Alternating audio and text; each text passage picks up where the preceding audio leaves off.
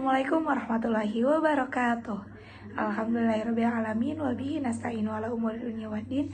Wassalatu wassalamu ala asyrafil anbiya'i wal mursalin wa ala alihi wa sahbihi ajma'in, amma ba'du.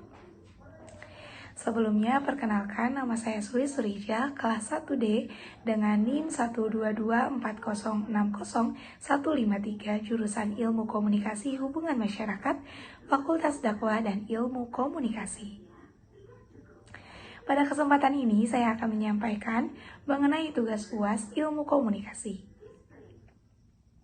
Sebelumnya saya ucapkan terima kasih banyak kepada Bapak Dr. Hadi Cecep Suryana MSI selaku dosen mata kuliah Ilmu Komunikasi, dan saya ucapkan terima kasih banyak juga kepada teman-teman semuanya.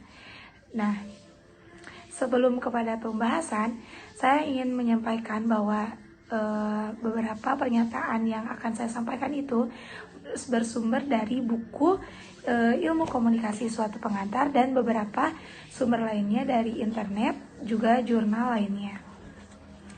Nah, bahwa harus kita ketahui dulu bahwa ilmu komunikasi adalah ilmu yang mempelajari tentang komunikasi. Komunikasi itu sendiri adalah suatu proses pada seseorang yang berusaha untuk memberikan pengertian dan informasi dengan cara menyampaikan pesan kepada orang lain. Langsung saja kita ke pembahasan materi. Dari pernyataan nomor 20, stand up comedy merupakan bentuk komunikasi yang berfungsi untuk menghibur. Nah, di sini stand up comedy dapat dilihat dari sisi retorika, yakni adalah seni mengatur komposisi, kata-kata, dan kesan menarik yang ditujukan untuk mempengaruhi dan mengubah pendengar. Nah, stand up comedy termasuk komunikasi intrapersonal. Komunikasi intrapersonal adalah komunikasi yang terjadi di dalam diri sendiri atau komunikasi satu orang saja, seperti berbicara kepada diri sendiri, memberikan makna atau intelektual dan emosional kepada lingkungan, lalu memikirkan suatu masalah, mempertimbangkan sampai mengambil keputusan, dan lain-lain. Penguatan dan pemahaman materi dan teknik-teknik yang akan dibawakan seorang komika yang akan dibawakan oleh seorang komika ke dalam stand up comedy bisa sangat membantu komika dalam penampilannya di atas panggung. Khususnya bagi para komika baru yang masih dalam proses membangun mental dan teknik stand up comedy. Nah, ilmu tentang teknik-teknik stand up comedy sendiri membutuhkan praktek langsung agar lebih mudah memahaminya. Oleh sebab itu, dalam pembelajarannya membutuhkan sebuah proses komunikasi yang efektif dan nyaman agar individu komunikasi stand up comedy. Seperti itu ya. Nah, beberapa kendala dari penampilan stand up comedy tersebut dapat kita lihat dari gaya komunikasi yang dibawakan oleh komika. Nah, itu tuh lebih sering menjadi kendala dari komunikasi dari stand up comedy tersebut. Nah, dari hasil pengamatan peneliti menemukan bahwa kendala dari komika adalah dalam gaya komunikasi yang telah saya sebutkan tadi ya, itu sangat menjadi kendala gitu bagi komika. Para komika perlu mempersiapkan gaya komunikasi secara matang guna menampilkan stand up comedy yang sukses. Nah, langsung ke pernyataan nomor 24. Pada tingkat pengetahuan, pengaruh bisa terjadi dalam bentuk perubahan persepsi dan perubahan pendapat. Persepsi adalah suatu proses yang ditempuh individu untuk mengorganisasikan dan menafsirkan kesan-kesan indera mereka agar memberikan makna bagi lingkungan mereka. Seperti itu adalah pengertian dari persepsi. Nah, lalu perbedaan persepsi terhadap objek dengan persepsi sosial. Persepsi terhadap objek menanggapi sifat-sifat luar, sedangkan persepsi terhadap manusia menanggapi sifat-sifat luar dan dalam. kebanyakan objek tidak mempersepsikan kita ketika kita mempersepsi objek. Objek tidak bereaksi, sedangkan manusia bereaksi. Maksudnya itu, dengan kata lain, objek bersifat statis, sedangkan manusia bersifat dinamis. Setiap orang memiliki perbedaan persepsi, biarpun dengan realitas yang sama. Contohnya ketika kita melihat suatu benda. Nih, ini kan kacamata ya. Ini kacamata. Semua orang, misalnya ada A dan B. Mereka itu sama, ini tuh melihat kacamata. Tapi ketika kita tanyakan persepsi mereka, pasti berbeda. Menurut si A ya, kacamata ini adalah seperti A. Dan kemudian menurut si B, kacamata yang dilihat ini, persepsi si B itu adalah ya B gitu. Maksudnya pasti walaupun realitanya sama, persepsinya itu bakal berbeda. Itu. Langsung ke pernyataan nomor 25. Lambang pada dasarnya tidak mempunyai makna. Kitalah yang memberi makna pada lambang.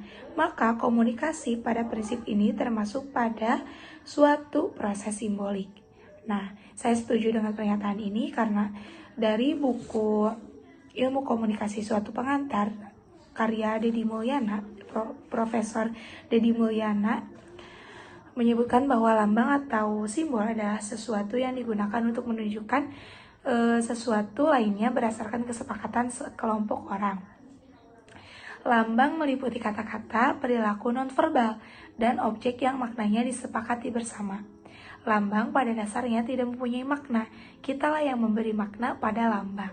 Seperti pernyataan tersebut ya. Nah, lanjut, makna sebenarnya ada dalam kepala kita, dalam pikiran kita, bukan terletak pada lambang itu sendiri. Bila ada orang yang mengatakan bahwa kata-kata mempunyai makna, maka yang ia maksudkan sebenarnya adalah bahwa kata-kata itu mendorong orang untuk memberi makna terhadap kata-kata itu. Nih contoh, kamu dapat mengatakan bahwa kamu tentara atau memakai baju tentara, meskipun kamu bukan tentara, kamu tentara gitu loh. Ngerti gak sih? Kayak ya gitu, maksudnya walaupun kamu tidak memakai baju tentara, kamu tuh dapat pendapat orang itu bahwa bisa aja kamu itu adalah seorang tentara, kayak gitu ya. Jadi lambang itu mengungkapkan sebuah makna.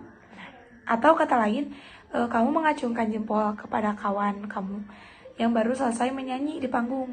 Nah, padahal sebenarnya kan itu tuh kayak menganggap bahwa itu tuh bagus gitu. Padahal itu tuh nggak bagus gitu loh. Nah, contoh lainnya lagi. Contoh dari proses simbolik seperti ketika kita berkendara.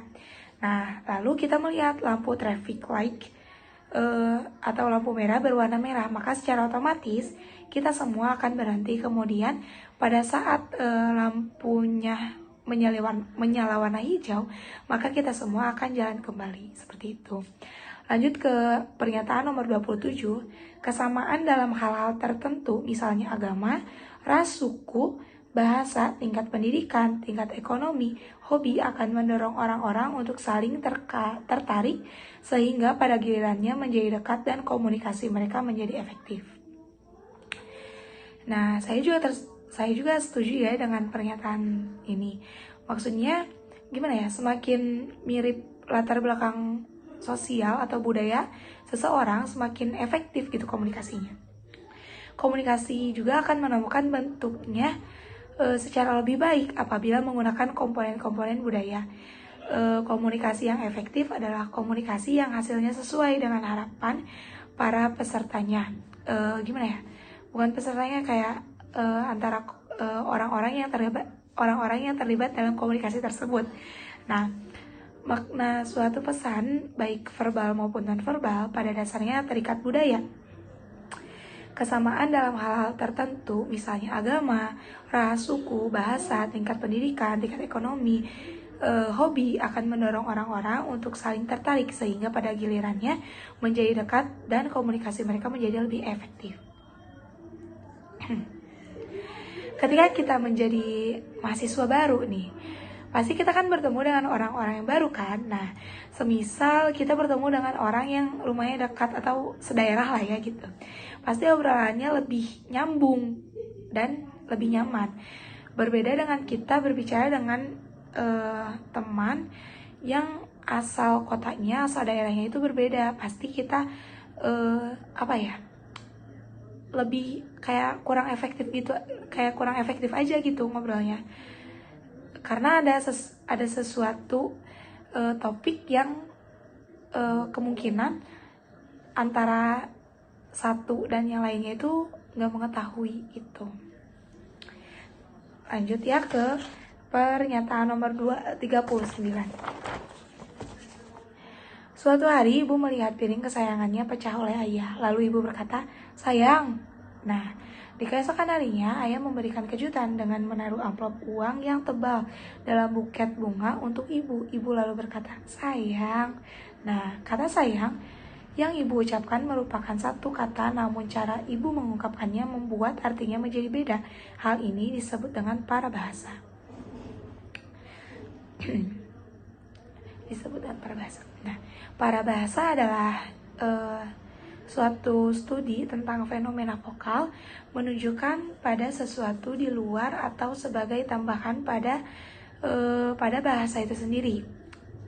Nah, maksud pada bahasa itu sendiri berkaitan dengan aspek-aspek suara selain ucapan atau kata-kata yang dapat dipahami.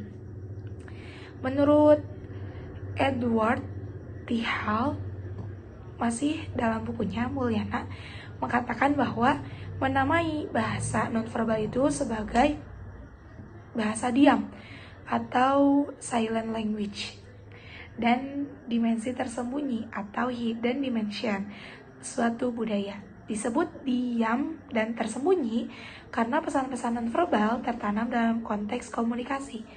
Nah, selain isyarat situasional dan relasional dalam transaksi komunikasi, pesan nonverbal memberikan isyarat-isyarat kontekstual bersama